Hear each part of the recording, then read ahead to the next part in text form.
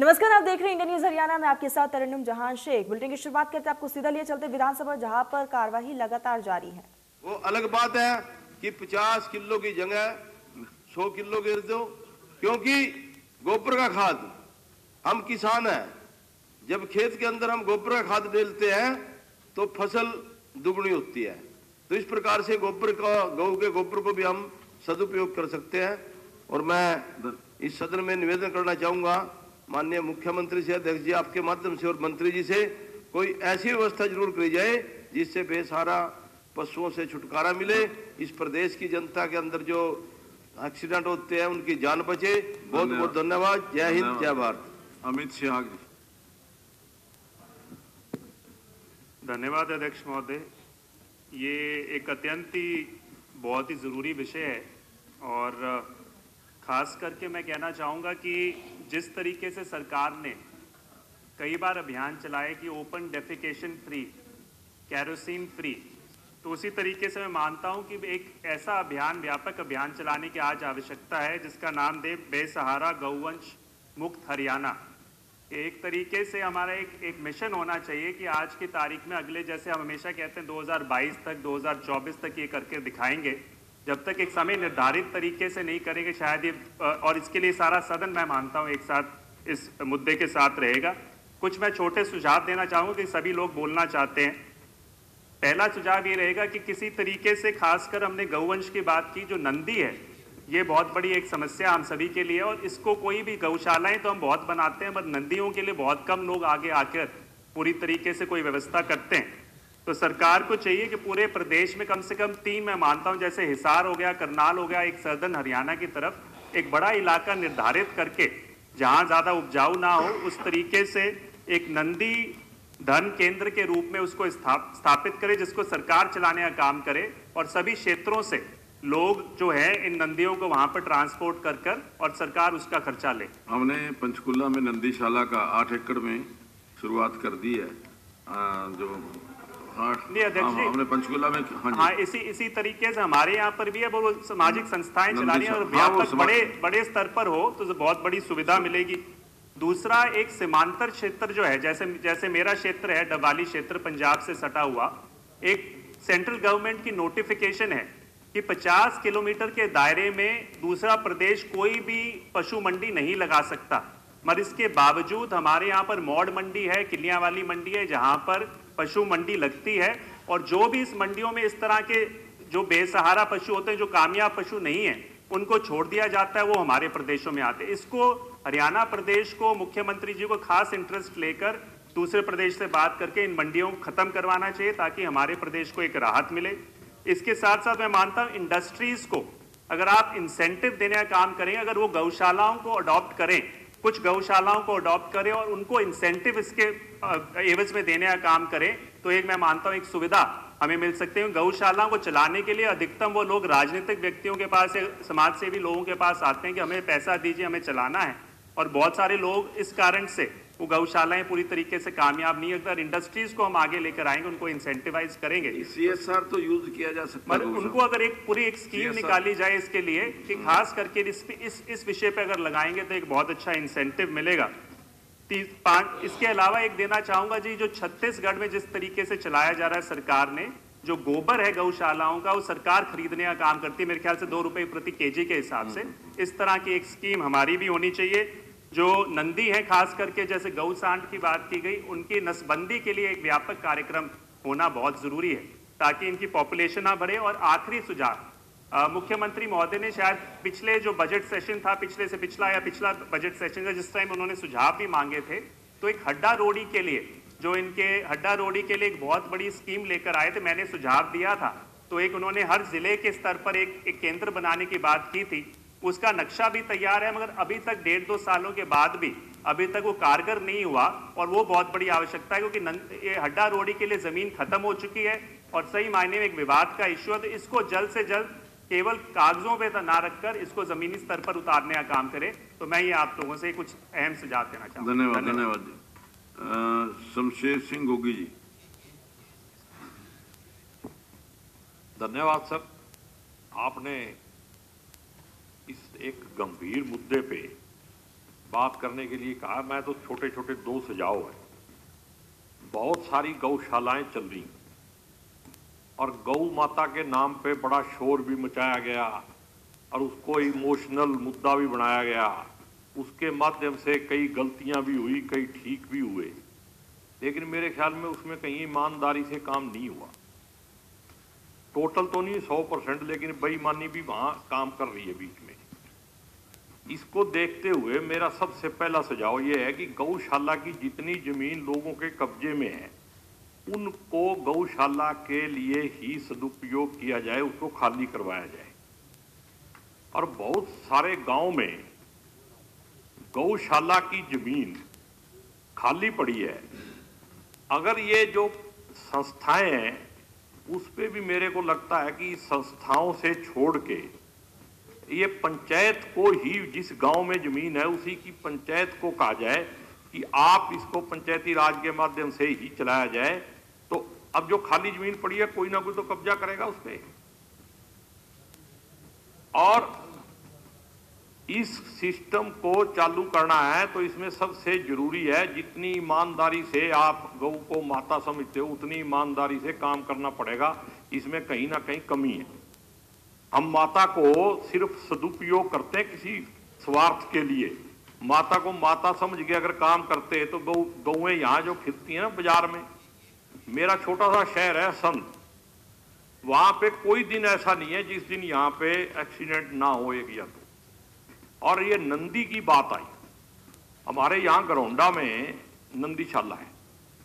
मैंने डीसी से लेके वहां के एसडीएम तक सारों से रिक्वेस्ट कर ली और किसी ने एक नंदी लेने से भी इनकार कर दिया। वो यही कहते हैं आगे से, बोले जी अभी बात करके आपको बताते हैं। वो बात करके समय ही नहीं आता बताने का। और ये जो बंदर और कुत्तों का है, इसको तो शायद हमने मजाक में ही ले रखा है। सड़कों के ऊपर रास्ते में जहां पे आप कहीं भी देखोगे लोग बंदर छोड़ जाते हैं। एक ये नहीं है जहां भीड़ है, एक जींद से हम निकलते हैं ना हिसार की तरफ, तो बहुत बड़ा भीड़ है, वहां से तो आप पैदल निकल ही नहीं सकते। और अब मैंने देखा कि करनाल से असंध जाते हुए रास्ते में एक जगह, एक मेरा पंप है वहां, उसके पास पता नहीं कौन छोड़ गया बंदर, वो पता नहीं मेरे लिए ही छोड़ गया।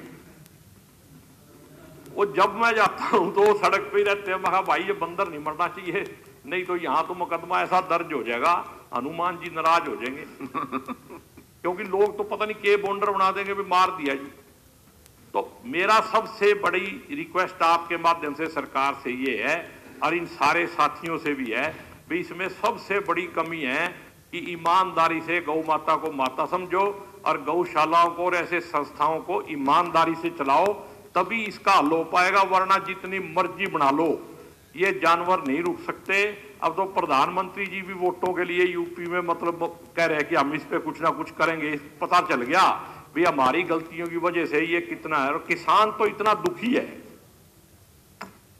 कि भरी भराई फसल, जिसका जवान बेटा मर जाए वैसा ही दुख होता है किसान को जब उसकी फसल उजड़ जाती है। और अगर गौ को डंडा मार दिया तो मुकदमा दर्ज। और गौ रक्षक पता नहीं कहां से आ गए, गौ पालक तो हम थे, जो हम किसान हैं हम गौ पालक हैं, लेकिन आजकल एक नकली से गौ रक्षक भी हैं जो बिना मतलब ठेकेदार बन के आके खड़े हो जाते हैं जी ये गऊ लेके। अब गऊ हम बेच ही नहीं सकते। ऐसे कुत्तों वाले भी हैं और थोड़े ही होंगे, FIR कराते हैं सीधी। मैं कहूं जनाब, अगर मैं अपनी गाय बेच दूं तो रास्ते में कोई पकड़ लेगा भी तू कैसे ले जा रहा है।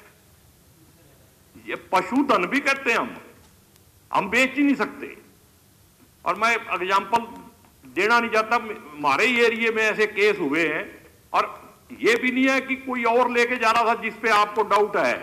अगर हम अपने वाले भी लेके जा रहे हैं ना, उनको भी पकड़ के गौ रक्षकों को माल चाहिए भाई, तू कहां से ले आया।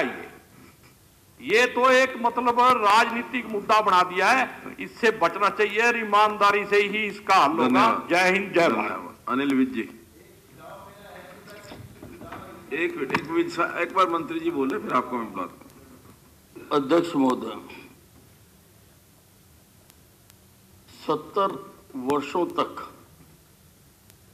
देश पर राज करने के बाद कांग्रेस पार्टी आज देश में गांव की दयनीय स्थिति पर प्राइवेट मेंबर बिल लाई है। मुझे खुशी है, क्योंकि जब जागो तब सवेरा। ये हकीकत है कि गाय की स्थिति पर विचार करना चाहिए। आज गाय हमारी आस्था का केंद्र है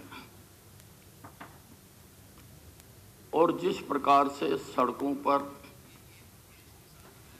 खेतों में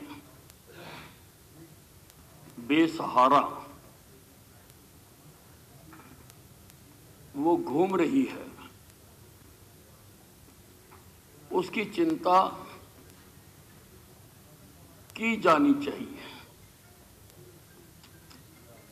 उसकी व्यवस्था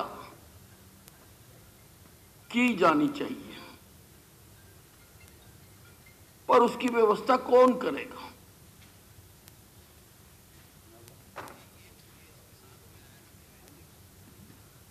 मैंने देखा है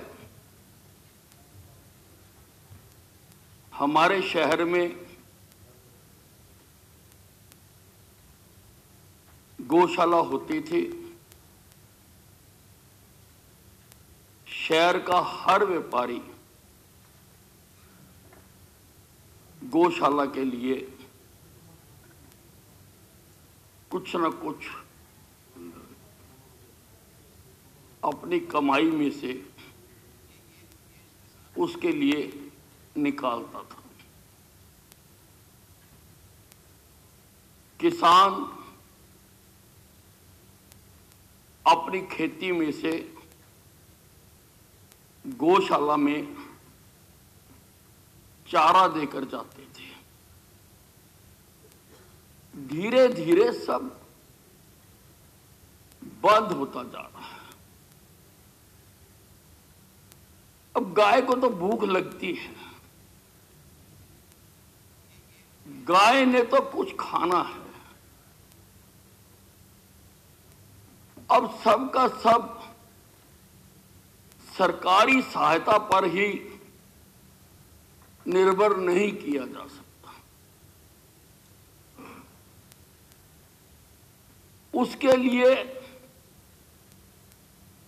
हमें कुछ न कुछ समाज पर इसकी जिम्मेवारी डालनी पड़ेगी। सरकार भी करे, लेकिन कुछ जिम्मेवारी इसकी समाज पर भी लगानी पड़ेगी।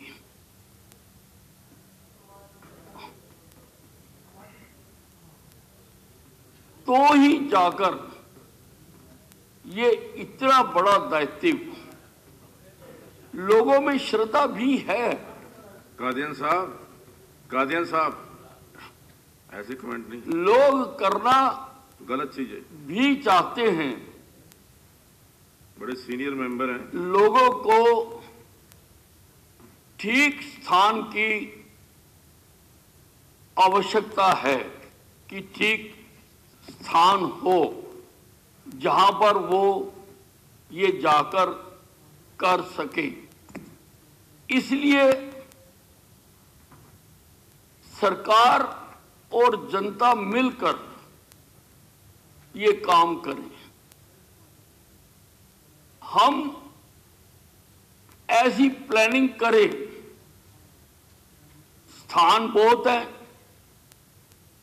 गोचरण की बहुत सारी जगहें हैं, वो मुहैया कराएं और लोग उसमें उनके भोजन की व्यवस्था करें, संस्थाएं बनाएं, ताकि एक भी गाय भूखी ना मरे, और जहां पर अन्य जानवरों की बात की गई है उनके पालन की भी वहीं पर व्यवस्था की जाए, ताकि अन्य जानवर भी वहीं पर पाले जा सके। और ये दायित्व सरकार पे ना छोड़कर लोग अगर इसकी जिम्मेवारी उठाएं तो ना, पंजाबी में कहते हैं नाले पुन ते नाले फलियां, लोगों को काम भी करेंगे और लोगों को इसका पुण्य भी मिलेगा। ये समाज सेवा का काम है, लोगों को इसमें आगे बढ़कर आना चाहिए। सरकार व्यवस्था बना दे और लोग इसके पालन का काम करे, मैं यही कहना चाहता हूं। धन्यवाद। राम कुमार गौतम जी। कोई नहीं। अध्यक्ष महोदय, आपका धन्यवाद, आपने मुझे समय दिया। मैं तो केवल एक सुझाव देना चाहता हूं कि गऊ जो आदमी पालना चाहे, रखना चाहे, सरकार उसको इंसेंटिव दे। 1000 रुपये महीना, 2000 रुपये महीना, जितना सरकार पुगा सकती है। जैसे पेंशन है गांव में, गऊ पालक की पेंशन कर दो, सबका हिम्मत बढ़ेगी, हौसला बढ़ेगा, उनके घर में रोजगार भी हो जाएगा और गऊ के प्रति श्रद्धा भी बढ़ेगी और गऊ इस तरह फिर कोई खुली नहीं छोड़ेगा। और जो लोग गऊ को समझते ही कुछ नहीं है, ऐसे भी अपने देश में लोग हैं जो कहते हैं गऊ का मांस मुझे सबसे अजीज है, पार्लियामेंट में बयान दे दे के गए हैं। और कई तो ऐसे लोग हैं जो गऊओं के बहुत गऊ चुरा के ले जाते हैं और जाके हत्थे में उनको कटवा देते हैं। तो इसलिए अगर आप गऊ पालक को कोई इंसेंटिव दोगे तो ये बहुत बड़ी बूस्टिंग होगी। वैसे तो मैं अनिल विज को बहुत लाड करता हूँ, अच्छा इंसान मानता हूँ, लेकिन ये 17 बरस का जो पैरा है ये नहीं कहना चाहिए।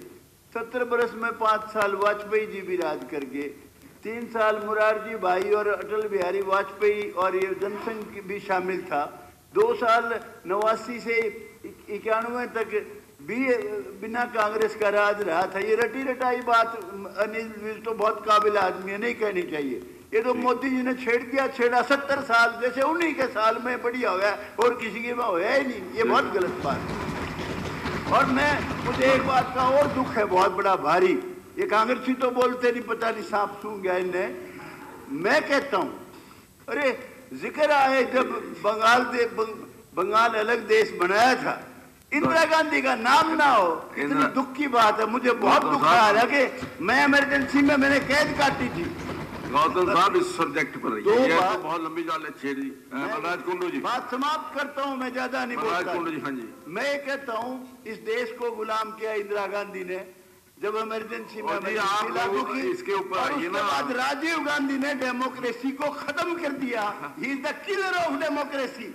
आज एक लल्लू पंजू एक आदमी पार्टी बनाता है और पार्टी बना के व्हिप जारी करवाता है। प्लीज, बड़ा जुल्म की बात है। एंटी डिफेक्शन कानून देश की आजादी के लिए बहुत ऑन द रिकॉर्ड नहीं होना चाहिए, ऑन रिकॉर्ड नहीं होना, जो रहे नहीं व्यक्ति यहाँ सदस्य नहीं। देखिए ये आउट ऑफ द सब्जेक्ट जो भी शब्द राम कुमार गौतम जी ने कहे हैं, चाहे वो नरेंद्र मोदी जी के बारे में कहे हैं, चाहे वो इंदिरा गांधी के बारे में कहे हैं, इन सबको डिलीट कर दिया। धन्यवाद स्पीकर साहब, आपने मुझे बोलने का मौका दिया।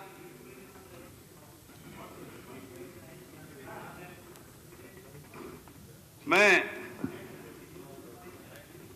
बहन गीता बुक्कल का धन्यवाद करता हूं कि उन्होंने एक अति महत्वपूर्ण विषय को लेकर सदन में ये प्रस्ताव लेके आई। मैं उनका आभार व्यक्त करता हूं। और मैं वैसे तो मेरे से पूर्व कई साथियों ने, मेरे सीनियर थे, बहन जी ने बहुत डिटेल में इसके ऊपर चर्चा की, इनका नफा नुकसान सब बताया क्या क्या है।